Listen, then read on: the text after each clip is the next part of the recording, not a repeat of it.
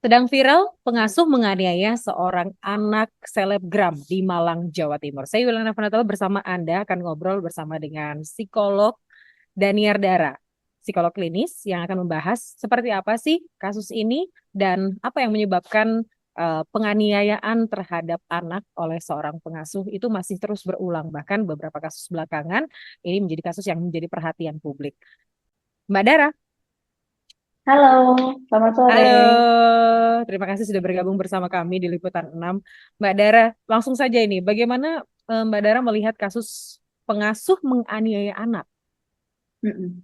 Miris ya sebenarnya, karena sebenarnya dia berprofesi sebagai babysitter, yang berarti job desk-nya atau pekerjaan utamanya adalah mengasuh anak, tapi justru pekerjaan utamanya tidak dilakukan dengan sebaik-baiknya gitu.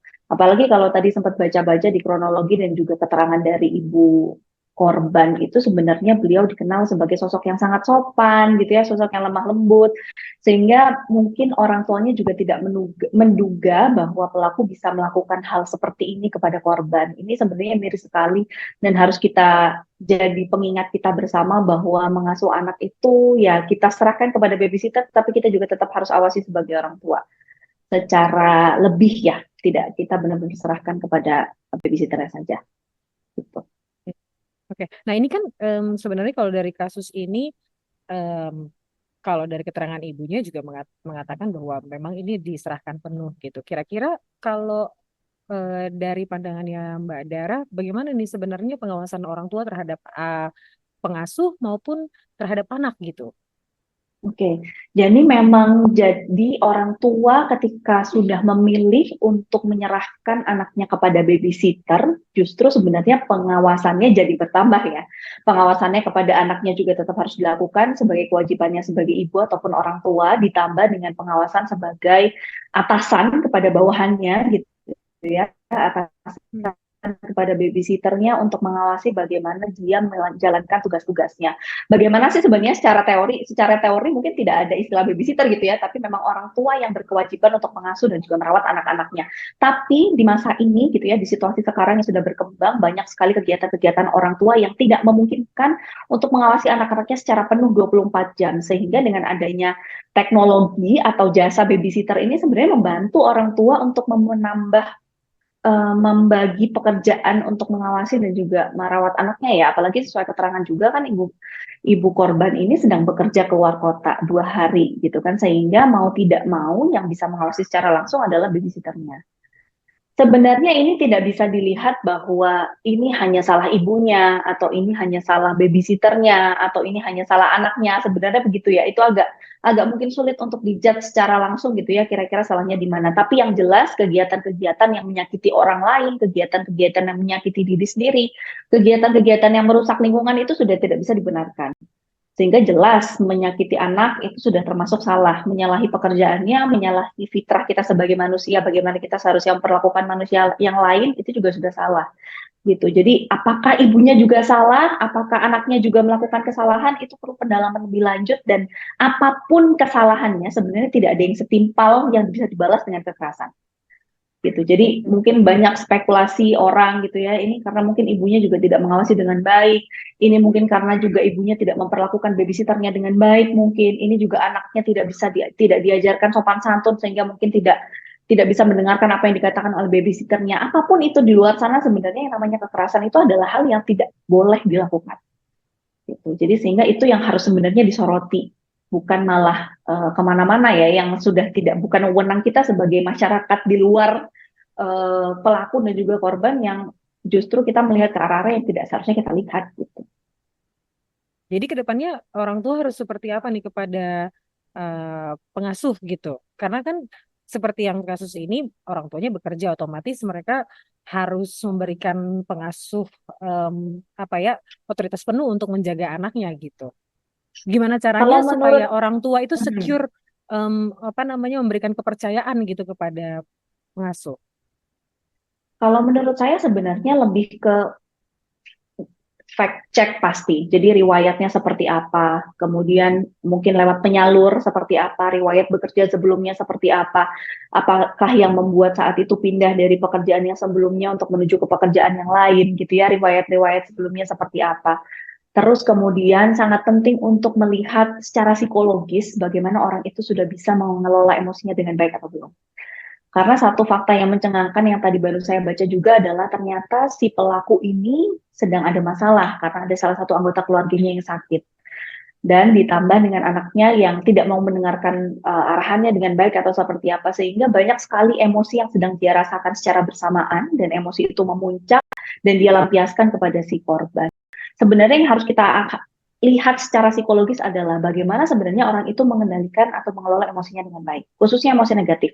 Bagaimana dia ketika marah, bagaimana dia ketika ketakutan, bagaimana dia merasakan kecemasan, bagaimana ketika dia khawatir akan satu hal, apalagi tidak tinggal dengan keluarga dekatnya, apakah dia bisa mengelola itu semua dengan baik. Pertanyaan-pertanyaan seperti bagaimana ketika nanti kamu kangen dengan anakmu, tapi kamu harus membersamai anakku di rumah, apa yang harus kamu lakukan, apa yang bisa kamu lakukan seketika. Jadi kita bisa melihat caranya mengelola emosi dengan baik itu seperti apa. Sudah bisakah, sudah cukupkah, itu menjadi standar secara psikologis yang harus dipenuhi supaya dia bisa membersamai anak dengan baik. Karena pekerjaan babysitter itu sangatlah tidak gampang. Sangatlah tidak gampang. Kita orang tua pun kadang-kadang juga tidak bisa sabar dengan anak kita. Tapi bukan berarti kita boleh melakukan kekerasan. Marah itu boleh, tapi marah dengan kekerasan itu tidak boleh. Lagi-lagi itu yang harus di-highlight. Jadi bagaimana kita sebagai orang tua, sebagai atasan gitu ya, mau merekrut pegawai kita melihat secara psikologis, kalau perlu kita adakan psikotes untuk calon-calon ini gitu ya, calon-calon babysitter, apakah mereka bisa punya kemampuan pengelolaan emosi dengan baik atau tidak. Hmm. Nah, tapi kan kalau menurut informasi yang kami dapatkan, jadi pengasuh ini datangnya dari sebuah yayasan yang cukup besar begitu dan yang menurut informasi yang kami dapatkan juga kalau misalnya dari yayasan yang besar itu tentunya sudah ada tes-tes seperti yang dikatakan oleh Mbak Dara tadi gitu. Kira-kira yang apa nih yang menurut Mbak Dara salah dari mungkin dari perekrutan pengasuhnya atau mungkin dari hal orang tua yang tidak melihat hal-hal tersebut? Saya sebenarnya tidak tahu informasinya seperti apa, apakah memang sudah betul sudah dilakukan psikotes atau belum. Tapi sebenarnya ketika kita seorang psikolog melakukan psikotes itu tidak hanya satu jenis psikotes ya. Misalkan kita melakukan wawancara iya, melakukan observasi iya, melakukan penyajian alat-alat psikologi iya, sehingga kita integrasi data-data yang kita dapat, lalu kita simpulkan nih kira-kira kepribadian orang tersebut seperti apa. Kurang lebihnya seperti itu. Jika memang sudah dilakukan secara komprehensif, ya berarti ada tanda tanya yang lain yang mungkin kita kecolongan di situ. Tapi sebenarnya ketika sudah dilakukan secara terintegrasi gitu ya psikotesnya, kita lakukan wawancara, bahkan misalkan kita lakukan observasi mendalam terhadap keluarga asalnya, misalkan apalagi cara hidup gitu, misalkan apa ada pengalaman-pengalaman negatif yang bisa kita tanyakan lebih lanjut, itu juga justru lebih komprehensif. Karena sebenarnya ketika orang tidak punya kemampuan manajemen emosi yang baik, itu tidak datang tiba-tiba, Pak. Jadi tidak tiba-tiba nih, apalagi di usia kita yang sudah dewasa. Kalau nggak salah kan pelaku sudah di atas 20-an tahun ya gitu ya, sudah punya anak juga.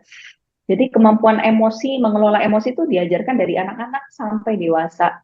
Jadi kalau misalkan ada satu hal yang jadi red flag gitu ya, jadi warning bagi kita itu sebenarnya sudah kelihatan dari sebelum-sebelumnya. Nggak tiba-tiba datang, nggak tiba-tiba kelihatan seperti itu. Jadi mungkin ya ini kecolongan gitu. Ketika ada kesempatan mungkin baru dia lampiaskan, mungkin sebelum-sebelumnya dia sudah merasakan ingin melampiaskan tapi tidak ada kesempatan. Begitu sekarang ada kesempatan baru dia lakukan mungkin dan segala macam. Kita lagi-lagi aku nggak wawancara nih si pelaku sehingga aku tidak bisa menjelaskan secara konkret sebenarnya dia apa yang dia alami dan apa yang dia rasakan. Tapi kurang lebihnya gambarannya demikian. Oke. Nah, terus kemudian Ya. kita bergeser lagi ke psikologis anak gitu ya setelah mengalami penganiayaan tadi. Kemudian kalau kami melihat lagi informasi-informasi dan update dari orang tuanya, memang si anak ini mengalami apa ya trauma gitu. Kira-kira seperti apa nih yang harus dilakukan orang tua terhadap trauma yang dialami oleh anaknya? Satu, pasti memang anak ini akan mengalami ketakutan ya, ataupun kecemasan. Sehingga ketika mungkin dia kembali ke kamarnya, ketika mungkin dia kembali ke rumah gitu ya, pasti dia mengingatlah setidaknya ada memori-memori. Mungkin emosinya tidak sedalam orang dewasa, karena emosi anak-anak itu masih dangkal sebenarnya. Ketika dia marah, ya dia marah. Ketika dia sedih, ya dia sedih. Nggak ada tuh namanya balas dendam. Kalau di anak-anak tuh emosi tidak sedalam itu, tapi tetap dia rasakan. Sehingga apa yang harus dipastikan oleh orang tua ke depannya adalah memastikan bahwa setelah ini dunia itu aman bagi mereka.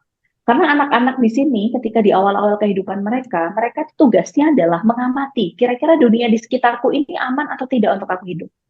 Nyaman atau tidak untuk aku hidup. Sehingga setelah ini tugasnya adalah orang tua dan keluarga sekitar korban harus memberitahu, harus meyakinkan kepada korban bahwa dunia ini tuh tetaplah dunia yang aman untuk kamu berkembang, untuk kamu hidup, untuk kamu melanjutkan apa yang harus memang kamu lanjutkan di hidup ini.